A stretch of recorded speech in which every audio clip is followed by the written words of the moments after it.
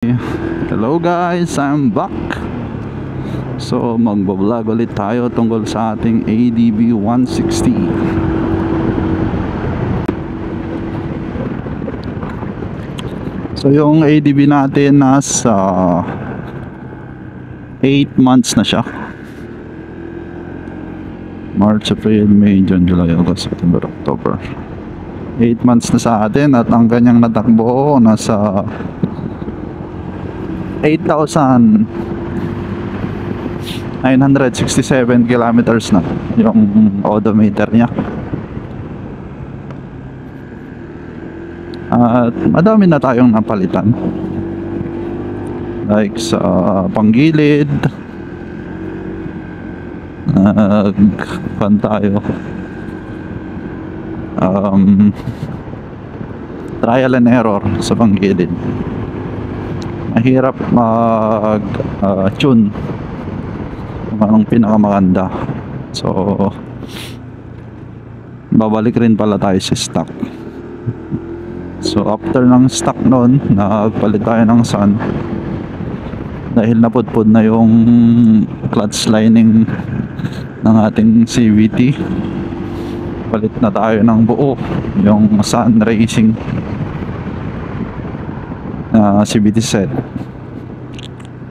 Lumakas siya, malakas sa akyatan, sa rangkada, talagang malakas. Kaso lang medyo di ko nagustuhan yung vibration niya at around 70 kilometer per hour. Vibrate na siya dito sa may footboard. So after few weeks na paggamit, binalik natin sa stock. Tapos yung bola niya, from 19 grams binalik natin sa binaba natin sa 17 grams. So yun yung current na set natin ngayon, CVT set. So far maganda siya. Tapos nga pala, di ba yung clutch lining niya napudpud na, pinalitan natin ng Daytona na clutch lining. So yun yung gamit natin ngayon. Makapit siya, maganda yung kapit niya. Pero yung na-retain yung bell ng Sun. Tapos yung drive face, yung drive face pala Daytona din.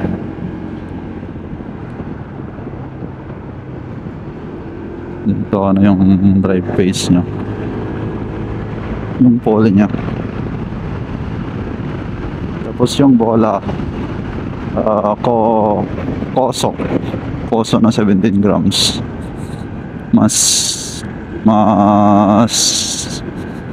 matigas daw yun na bola. So hindi madali, mas mahirap siyang mapudpud, mas matagal mapudpud, mas matagal na gamitin. So nagpalit tayo last, nasa 7K ata, 7K kilometers. Tapos ngayon magna 9K na. Baka pa-check natin yung CVT niya, pa-linis natin or check up. Next yung gagawin natin yun, CVT cleaning and check up. Tapos yung gulong natin, itong gulong natin medyo nagtagal na. From sa stock, after 3,000 kilometers nagpalit tayo ng diamond tire, yung Tiggo 1 Plus lang. I think 1.2 lang siya, pero tumagal lang siya ng 2,500 kilometers. Tumagal siya ng 2,500 kilometers. Tapos etong pinalit natin sa Diamond, yung Shinko na E705. So ito yung gamit na natin ngayon. So yung mileage na niya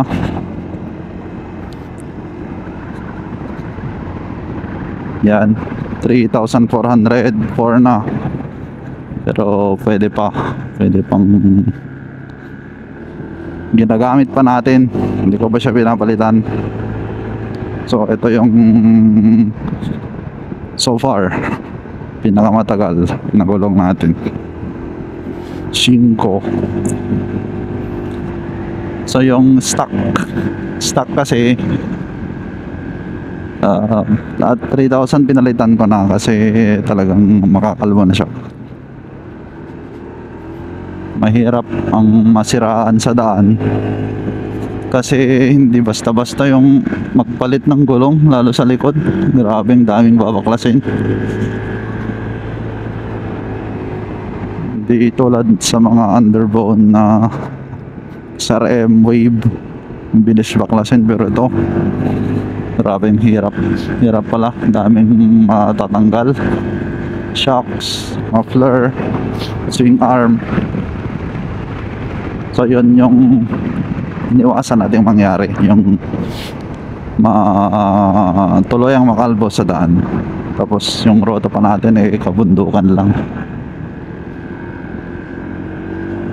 Tapos yung oil natin, currently yung oil natin yung long ride, at yung natakbo na natin nasa na ata to. Yan, 2,155 na yung natakbo natin sa Shell.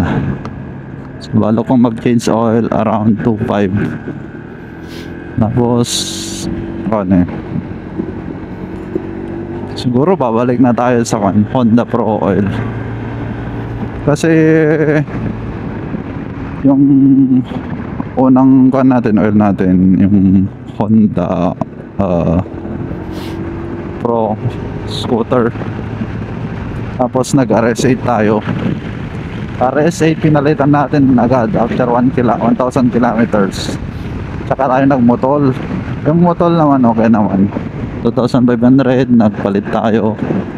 Then etong Shell ngayon nasa 2,1 na siya. So around 2,500 palitan na natin.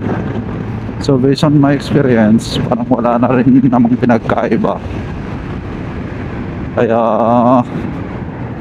doon na lang tayo sa Honda Pro kasi mas madaling access, kasi usually na-order natin online yung mga ibang brand na oil na wala kasi sa local.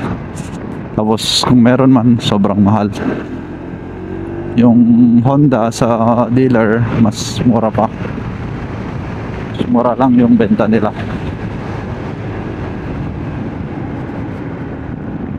So yun, babalik tayo sa Honda Pro scooter na oil sa ating next change oil.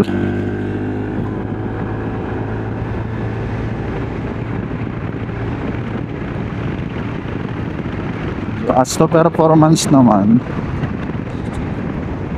since bago pa to, sa wala pang 10K yung bar natin dito sa natin sa current configuration ng ating CVT, mas na siya hindi na maingay yung CVT niya. Pansin ko dun sa kasi dati madaming maingay sa sun racing, parang maingay itong sa panggilid niya. Pero nung binalik natin, parang mas okay na, mas tahimik na. Tapos yung kasi load natin, meron tayong OBR na bata, ang anak ko. Tapos meron pang top box, may kabigatan din. Tapos ako nasa 77 kilos, 77. Tapos yung anak natin nasa 30. Then yung top box na may laman, sabihin na lang natin 20 kilos. So all in all, nasa 100 plus din.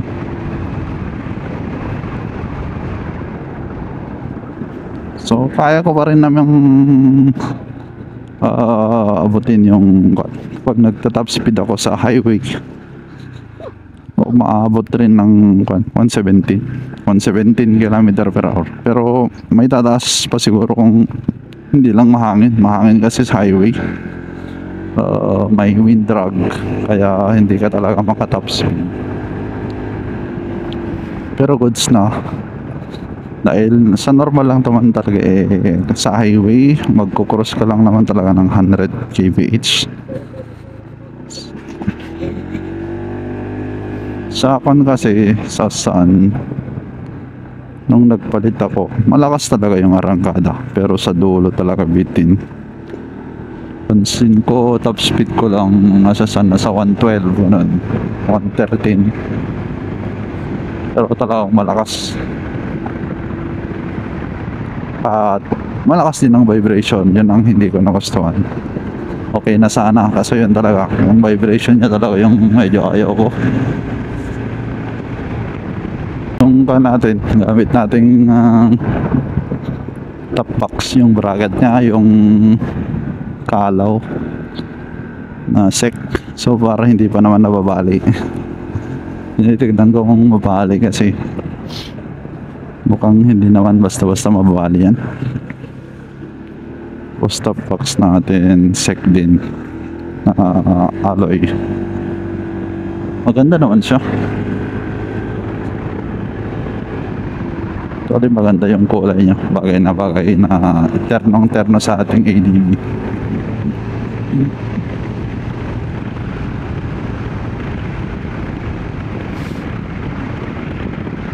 Tapos sa LED, sa MDL, yung ordinary lang na MDL, pero balak natin palitan ng medyo mas malakas kasi parang nahihinaan na ako sa parang humina yung ilaw niya yung Firefly na MDL.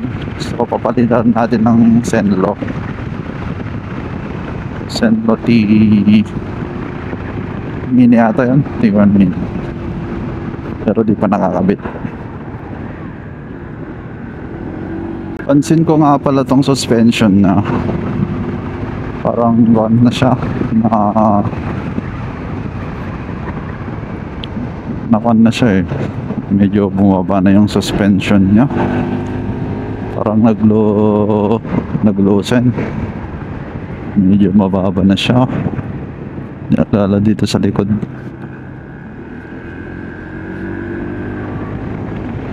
Parang dito Stephen sana na mas stiff, pero so parang comfortable naman tayo sa suspension niya.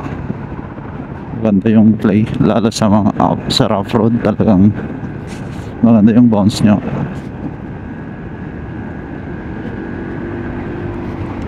Nga pala, kapag nasa rough road ka tapos yung paakyat, yung traction control niya pala, kasi minsan napansin ko yung loose gravel na uphill ito sa daanan namin, parang nagcho-choke siya kapag binira mo. Hindi ko alam kung nag-backfire siya, yung popping sound, pop-up, pero umiilaw yung traction control niya. So yun yung pala yung epekto kapag natitrigger yung traction control, parang hindi mo siya mabira, nagkuhan siya, parang nacho-choke yung silinyador, yung makina kapag trinatel mo siya, kapag gumagana yung traction control. So hindi talaga siya mag-wheel spin, ganun pala yung epekto niya, traction control. To aesthetic, so ito pinalitan natin yung cover lang, yung mga cover ng brake fluid reservoir, at tapos itong tawag dito levers, brake levers. So ito lang yung aesthetic na pinalitan natin. Papalitan ko rin sana yung sa footrest, kaso lang mahirap baklasin yung footrest nya, kaya ganun na lang muna.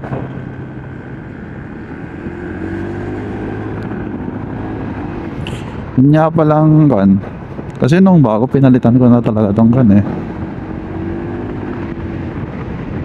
Itong tire hugger niya sa likod.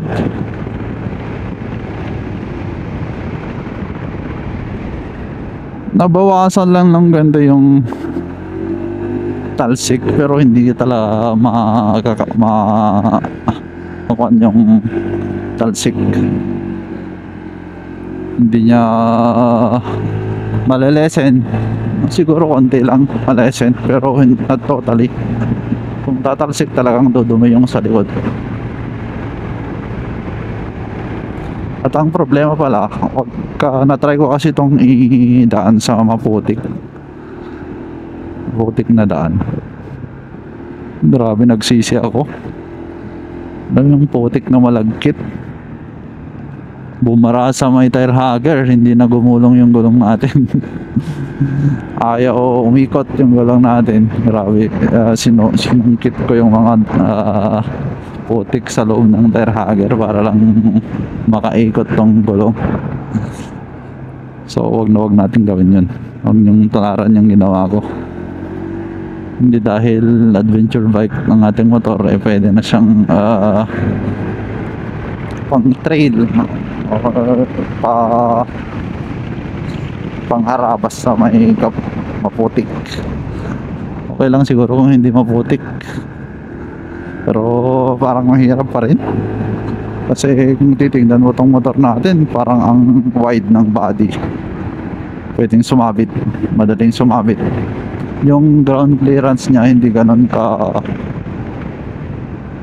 kataas. Itong motor natin madami na siyang gas-gas dito sa ilalim niya, so may fairings niya, dami ng gas-gas kasi hindi ganun kataas yung ground clearance. At yun nga, wide body siya kaya madaling sumabit lalo sa mga bato. Kung balak mo siyang i-offroad, ingat-ingat din. Ayaw magasgas pag mo na lang i-offroad. Pang highway lang talaga, light siguro, light na rough road yun. Pero yung mga madaming lubak na talagang trail na, think twice kasi mahirap tong gamitin sa off-road. Mabigat rin, mabigat na buhatin.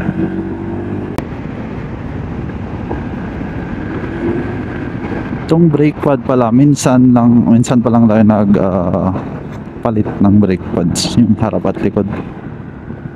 So for fun pa lang naman, makapal pa yung brake pads na. Yung pinalit natin ay the same Honda na OEM.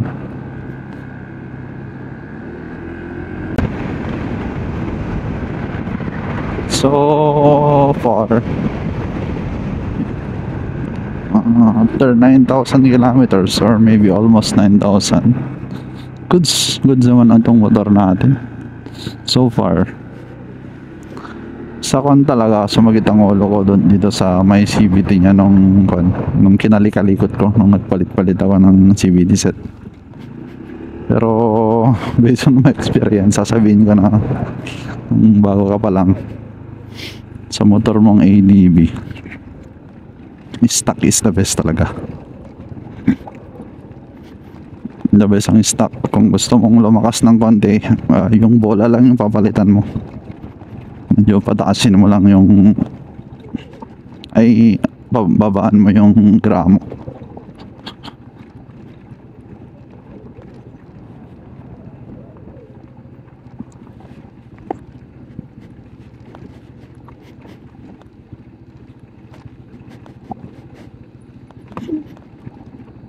Kasi ganito yung current setup ko na ngayon. Although medyo chapsay pala, may Daytona. Yung yung lining niya lang yung napalitan. Kasi nung dati napudpud yung stock, talagang may delay siya, hindi gaano makaakyat, hirap. Pero Pero mistake ko noon, pinalitan ko agad. I-advise kasi ng kapatid ko, yung mekaniko ko rin, palit na daw ako ng sun. Trinay ko naman. Garante kasi ako sa CVT. Kaling ako sa drive chain na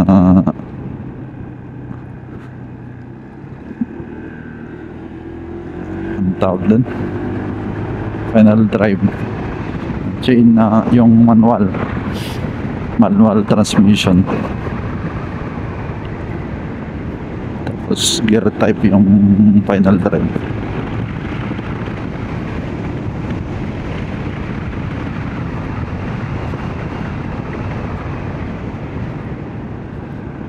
Sa Sun pala, sa Sun Racing na CVT,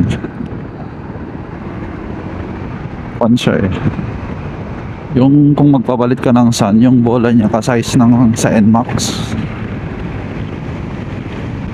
Sun Racing na CVT. Kung balak kong balitan, 15 grams ako na straight ay hindi fit yung stock na gramo, stock na flyball. So tinanong ko sa supplier, yun pala NMAX pala yung ka-size nya. So gumastos na naman ako, sayang na naman yung gastos ko. Pero nung binalik ko sa stock, nagamit ko rin yung 17 grams na Koso. Yung kulay blue, Koso flyballs.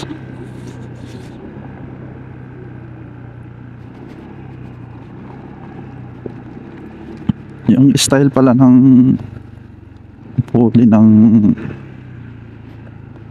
super stock, yung Daytona, maganda pala yung parang Dr. Pulley na style na bola. Lapat na lapat yun. Mas mahina lang to sa akyatan tong current set natin, pero same pa rin. At least hindi na siya mabibitin sa akyatan na tulad nung dati.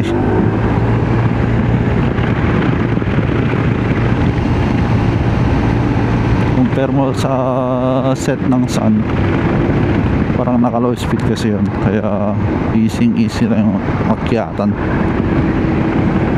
Pero sobrang vibrate yun, kaya ayaw ko talaga, hindi ko nagustuhan.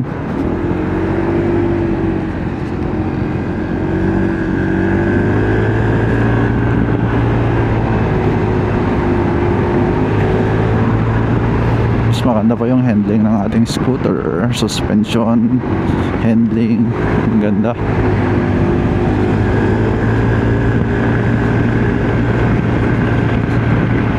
Tapos maporma talaga, yung looks niya talaga sobrang ganda, hindi ka magsasawa tignan. Meron pala akong napansin dito sa motor natin, parang may puffing siya, may backfire yung exhaust niya, parang hindi maganda yung timpla. Bala ko sanang pa-remap, pero magpipin out pala yung ECU niya, parang may bubutasan. So parang hindi maganda na butasan. Ang suggestion ng kapatid ko, bumili na lang ng pitch bike na ECU, mas mura pa daw sa stock na ECU. At least yung pitch bike mas madaling set up compared sa dito sa Honda na Honda. Hindi raw pwedeng rem up kung hindi yun bubutasan yung ECU, tapos ilalabas yung wires.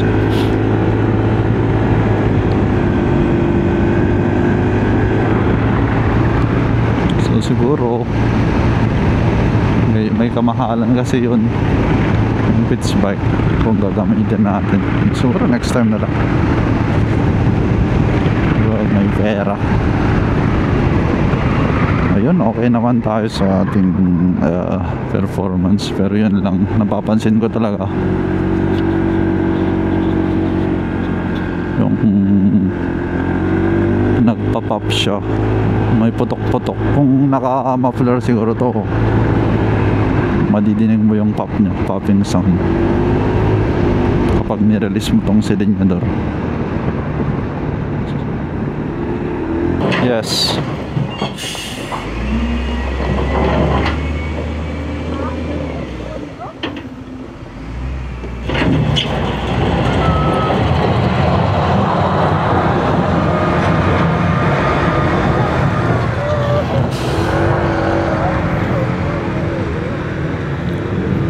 Ay, mabato. Ito yung delikado kasi nakakasukat ng gulong. Uy.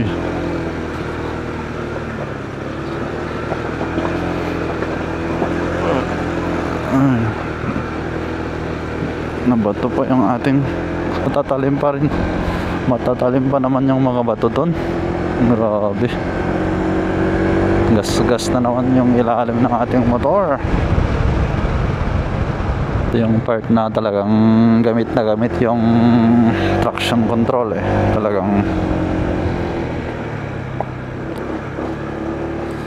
nag-i-slide yung gulong dito sa part na to. Yan oh. Kumaka na yung traction control.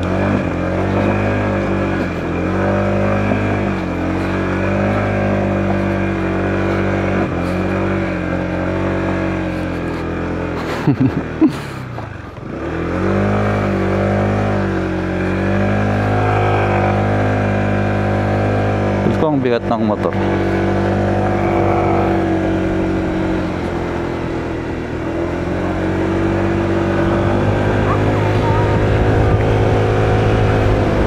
Kapag kumaka na yung traction control, kapag nati-trigger, parang na-choke kapag binira mo.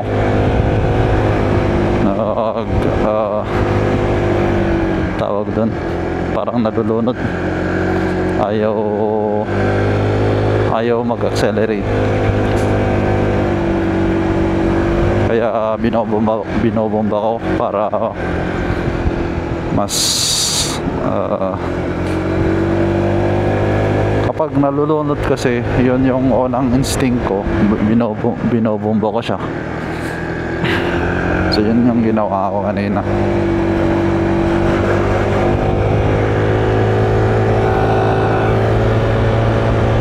Kawawa yung gulong natin.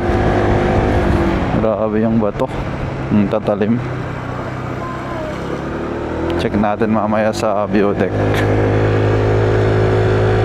Check natin gulong natin. So ito yung gulong natin. Check natin baka na, uy, natamaan oh.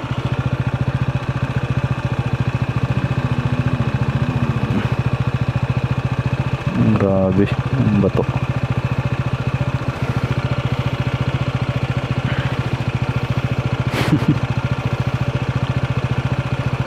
Kung okay naman. So ito yung questionable na kon sec bracket. So para okay pa naman. 4 months na to. Tapos mabigat din yung nagkakarga dito. So chinek natin yung gulong natin, okay naman. Hindi naman hiwa. Merong hiwa pero hindi tumagos. So ganito yung daanan namin dito. Ay, mga mahihirap na part, yung mga rough road, mas mababato. Kaya ito talaga yung kinuha kong motor, scooter. So dati dirt bike yung motor ko, kaso lang grabe yung talsik harap at likod, kasi hindi mo talaga mapigilang magpatakbo. Matalasik siya harap at likod. Tapos yung lagayan ng gamit limited lang doon. Tsaka sa dirt bike, yung gulong kasi niyan na 18-17. Pag na flat ka, hirap din baklasin. Magpapalit ka ng tawag doon, interior. Mahirap. Maghanap ko pa ng mga bato. Nope. Maghahanap ka pa ng kahoy na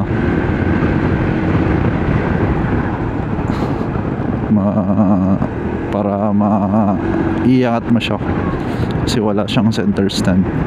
Hindi gaya sa XRM or mga underbone may center stand.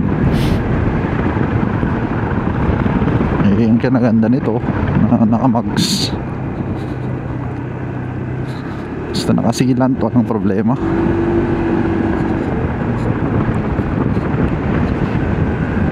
Sabi nila nakakasira daw yung sealant ng mags. And so far wala naman, okay naman yung mags ko. Even sa click before na gamit ko, nakasilant yun, hindi naman nasira yung mags. Iwan ko kung anong masisira, sa may pito siguro. Sa may pito kung hindi maganda yung paglagay. Pero siguro mas maganda every palit ng gulong, palit din ng pito para yung tawag doon, sealant na bumabara sa pito hindi magtatagal, hindi siya masisira yung pito. Kaya before masira yung pito, palit agad yung pito. Takon pala sa fuel consumption ng ating motor, the same lang naman tulad ng dati. Sa ilang kilometers, nasa 180 ata, 180 kilometers na biyahe natin, nasa more than 4 liters yung nikakarga natin. Even nung bago batok, nung hindi pa ako nagpalit ng panggilid, nung hindi ko pa shutter neck, parang the same lang. Medyo lumakas lang nung naka sun racing tayo, kasi naka low speed siya, parang medyo lumakas na gas. Pero ngayon parang balik sa stock na consumption, yung 19 grams na flyball. Yung gas natin sa Petron lang tayo nagagas, tapos XCS yung 95 ata yun, or 93 octane, 95 octane, 91 kasi yung recommended sa at lower than 91. So above goods yun, wag lang bumabad sa 91 octane. Hindi na nga pala tayo naglagay ng mga bars, yung mga crash guards, kasi feel ko kapag naglagay pa tayo parang mas siya, mas wider na ulit siya, mas bulky. Although medyo maangas din na naka crash guard, pero parang mahirap linisin, tapos parang mas masikip.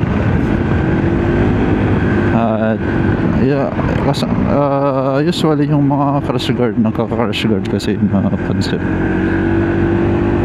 prone sa rusting, kinakalawang. Tapos isa pa, parang pampabigat lang siya, dagdag weight sa ating motor. Kaya diba, wala na akong balak maglagay ng crash guard.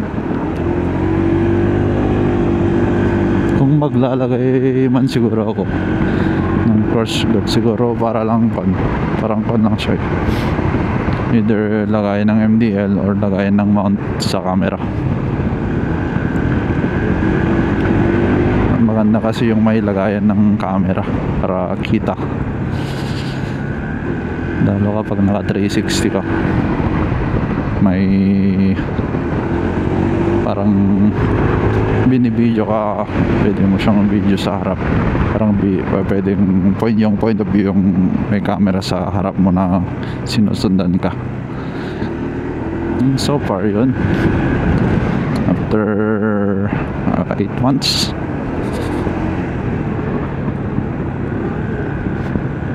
good siya.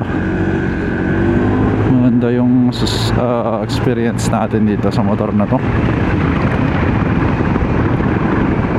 Sumagit lang nung nagpalit tayo ng CVT at binalik natin, nawala ulit yung sakit ng ulo.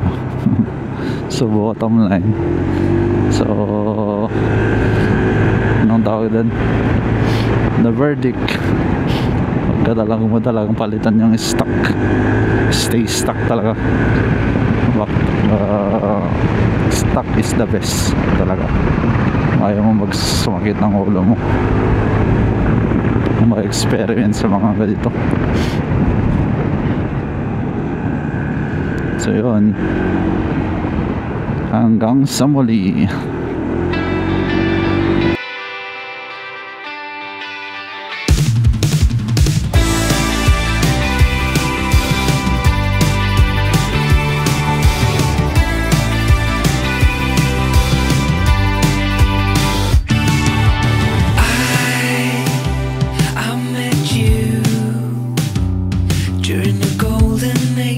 Television shows like Parks and Recreation. You just ended a long-term thing, and that was just a fling, meant nothing, yet just a fling.